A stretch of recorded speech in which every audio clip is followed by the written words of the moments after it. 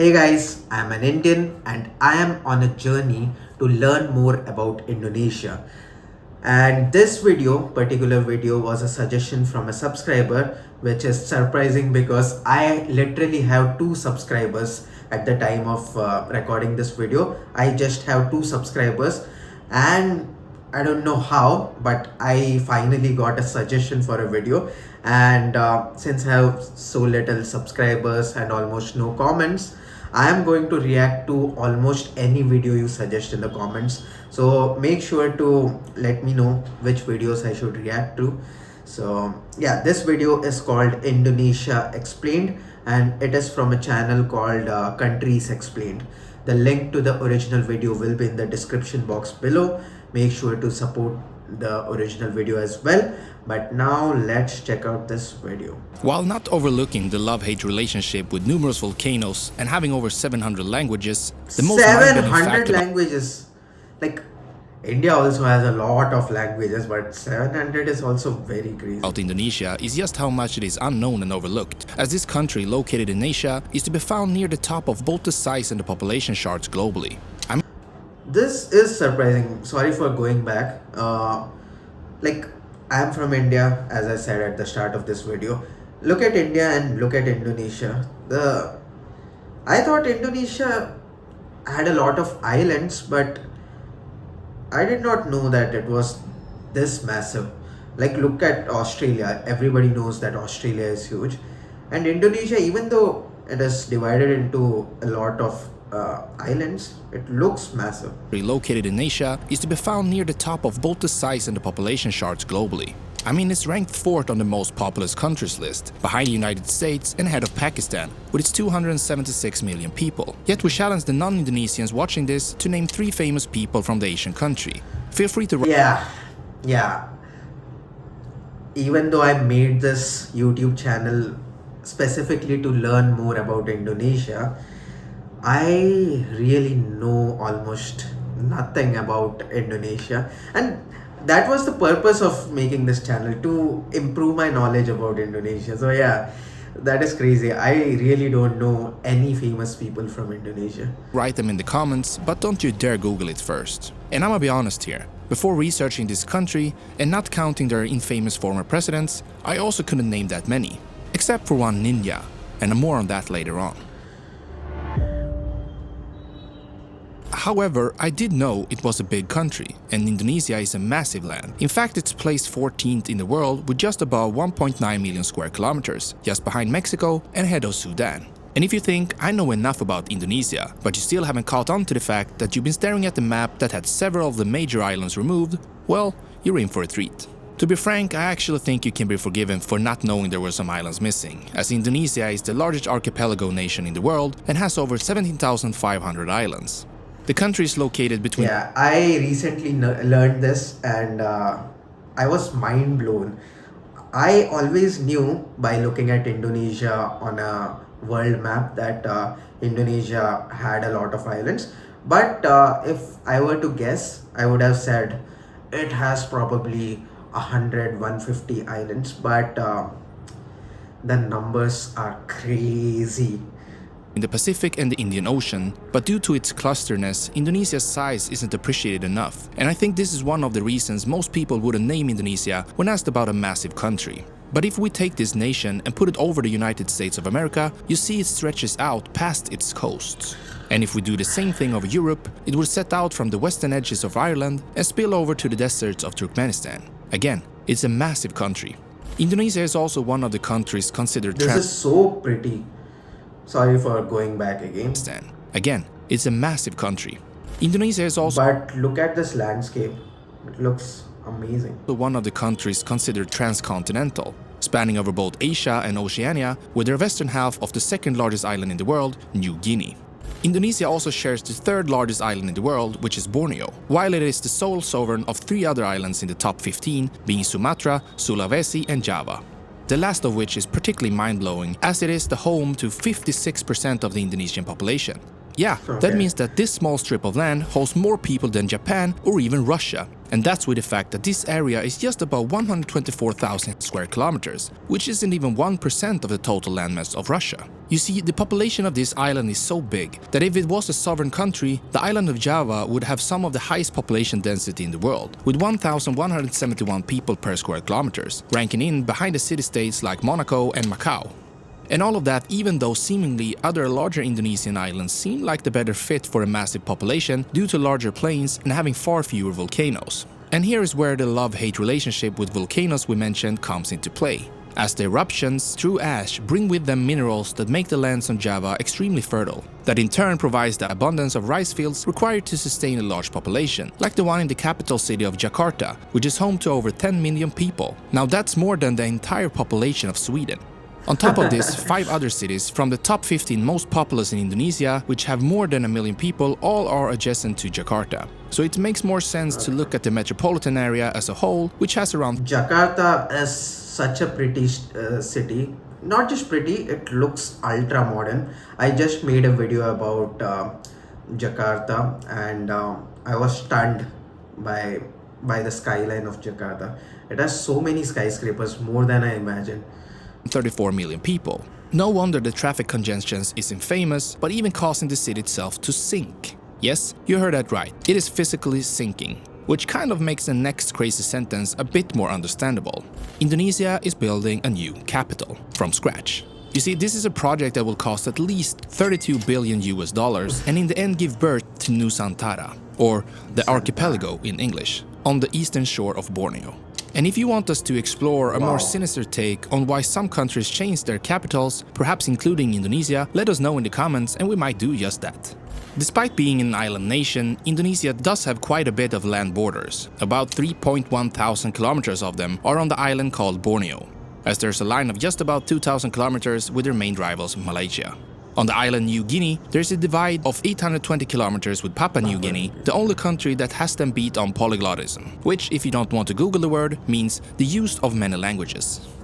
While on Timor Island, Indonesia borders and splits East Timor or Timor-Leste for a total of 268 kilometers.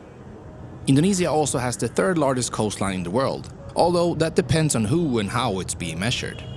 As the country... It must be crazy to learn geography in Indonesia. Like, I am from India, it's a big country, but Indonesia looks like way more difficult to learn because there are so many islands, like so many borders. I don't know, it just looks so much.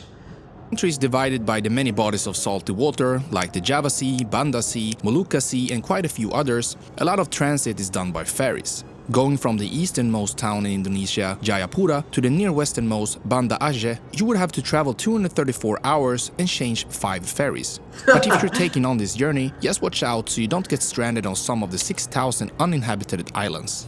While the topography of Indonesia is stunningly beautiful with lush rainforest overlooked by steep volcanic mountains, it entails a dark truth underneath, as this is one of the most volatile regions in the world. Most of the country is part of the famed Ring of Fire, where 90% of all earthquakes happen and also holds about 75% of all active volcanoes on the planet. These massive movements of the Earth are caused by tectonic plates, and Indonesia in particular finds itself on the cross-section of several of them. Between the 2 continental plates, the Australian and the Eurasian, but also between the 2 oceanic plates, the Pacific and the Philippine Sea plate. The subduction of the Indian plate beneath the Eurasian is what made the volcanic arc, stretching across Sumatra, Java, Bali, and the smaller islands to the east. And since the year 2000, this area has suffered 18 earthquakes of strength 7.5 or higher on the Richter magnitude scale, which is the same power as the massive event that hit Turkey in 2023. In 2004, the joint second strongest earthquake ever recorded happened off the coast of Sumatra, causing a massive tsunami that caused tremendous destruction in its path. And naturally, since the location of the quake, Indonesia was hit hard and the damages caused massive problems. And with 147 volcanoes, 76 of which are active, Indonesia pays a heavy price for its heavenly luxuries like the shallow seas and coral reefs. And speaking of beautiful places, one of the world's most famed resort spots is Bali, an Indonesian tropical island with amazing weather like most of the country. You see, the equator cuts through several of the Indonesian islands, resulting in a climate that stays rather consistent throughout the year with only 2 seasons, the dry one from April to October and the rainy season from November to March, although the humidity is quite high as it sits between 70 to 90%. So naturally, tourists flock to Indonesia, and the country had over 16 million international arrivals in 2019, most of them coming from Malaysia, China, Singapore and Australia. Indonesia also holds the highest peak of any island in the world, Puncak Jaya, which also is the highest peak of the country and is located in the far east on the island of New Guinea and stands at 4,884 meters. Due to Indonesia's size and fertile climate, this country has one of the highest levels of biodiversity, resembling Australia in that spectrum. You see, Indonesia has more species of mammals than any other country in the world, 515 of them to put a number on it, but none of them are more alien-like than the pygmy tarsier. And when I think about it, it's looking very much like a Furby as well. But two other animals endemic to the area are more famous than most of the celebrities from the country, and those are the orangutan and the Komodo dragon. The latter one being the official national animal of the republic. See, I'm learning about Indonesia. This is just my third video about Indonesia. And I already know the national animal of Indonesia. I know the capital of Indonesia.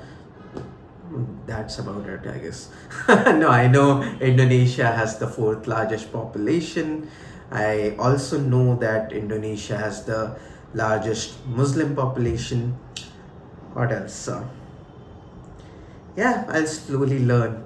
And let's be frank here, this must be some kind of dinosaur. While the fauna doesn't fall behind in terms of variance, as the giant Padma most beautifully illustrates, how come we all know so much about orangutans and the Komodo dragons, but so little about the people that they might or may not eat? To fix that, we must delve into history, which is as complex as its geography. The established story states that 4,000 years ago, the Austronesians descended from Taiwan across the sea first settled on the island of Sulawesi. In the 7th century AD, the Srivijaya naval kingdom flourished, controlling the passages between China and India based from Sumatra. And this was an important point for the expansion of Buddhism until the 12th century, although Hinduism coexisted in the region. On Java, the Buddhist Shailendra dynasty left behind the religion's largest temple, Borobudur, and not far from it, around 35 kilometers, the Hindu Mataram dynasty bestowed upon the world its temple, Prambanan. Both were built in the same century, yet today, not even 3% of Indonesia's population is Buddhist or Hindu combined. Javanese kingdom Majapahit was the last great pre-Islamic power, controlling much of today's Indonesia, but also parts of mainland Malaysia, before coming undone in the early 16th century. But long before its demise in the 13th century or even the 9th century, depending on the sources, Islam started spreading throughout the region, and it spread not by conquerors, but by traders and religious figures following them, resulting in Indonesia today being the most populous Muslim majority state with nearly 87% of the population following its teachings. Alongside Islam, about 10% is Christians, Catholics and Protestants combined. In the 16th century, the natural richness of the area drew in the European colonizers, with the Portuguese arriving first. Yet their influence was overshadowed by the Dutch, hence the ratio of Catholics and Protestants. Interestingly, the Dutch didn't manage to make the language stick as other colonizers did, which might be one of the reasons why Indonesia isn't so prominent in the global culture. But it is in colonialism that Indonesia draws its name from though, as it was coined by an English ethnologist named George Windsor Earle, who coined the term Indonesian. The Europeans named the region the East Indies due to its position lying to India, while the locals most commonly used the term you now might be familiar with, Nusantara.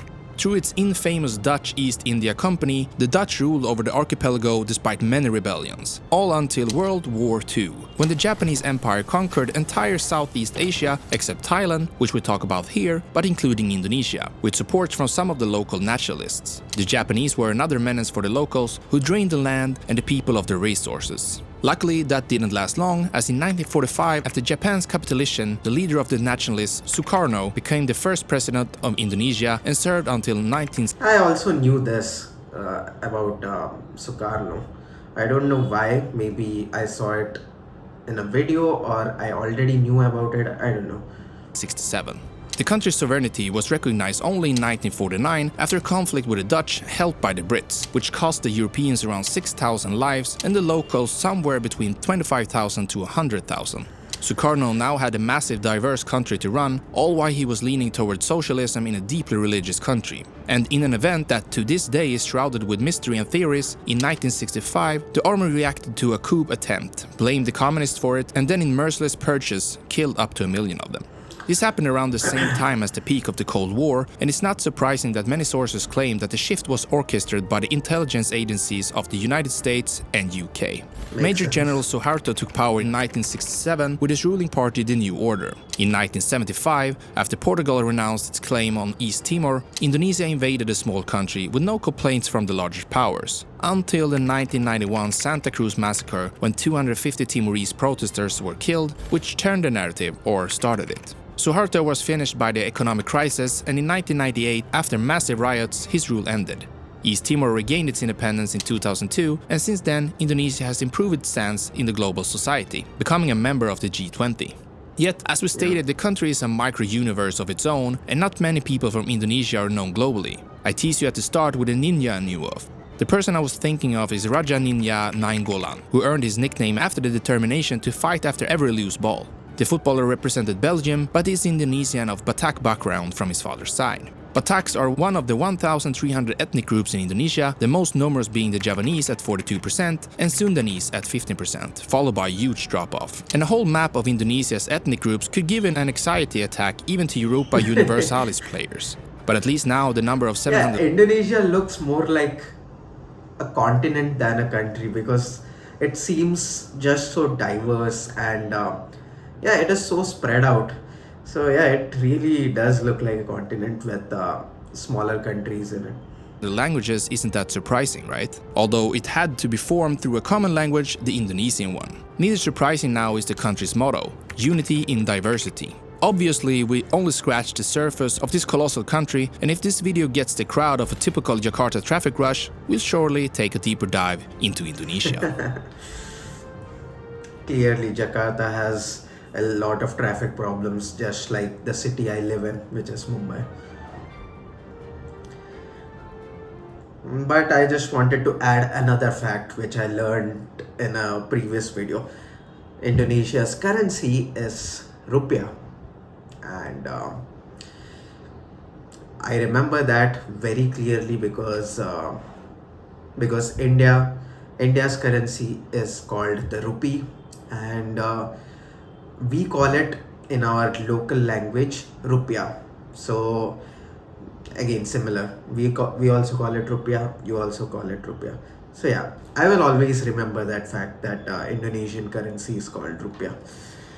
Other than that, I'll slowly learn. This video was more about the history and geographical landscape of Indonesia. It did give me slight insight into the history, but it is difficult to keep up because so many things happened, right? I think they told something about Taiwanese people settling, then there were Hindu and Buddhist kingdoms, then came, I guess, Arab traders from Arabic world. They brought in Islam, and then Dutch occupation, then it was the Japanese, I guess, and then World War II happened.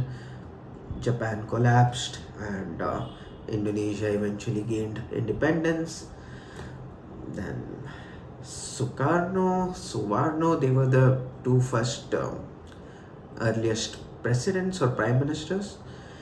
Yeah, I think I remember some things. I just watched the video. I don't know why I am so impressed with my own memory. I literally just watched this video. I should obviously remember, but yeah, I have such terrible memory. Whenever I remember something, I'm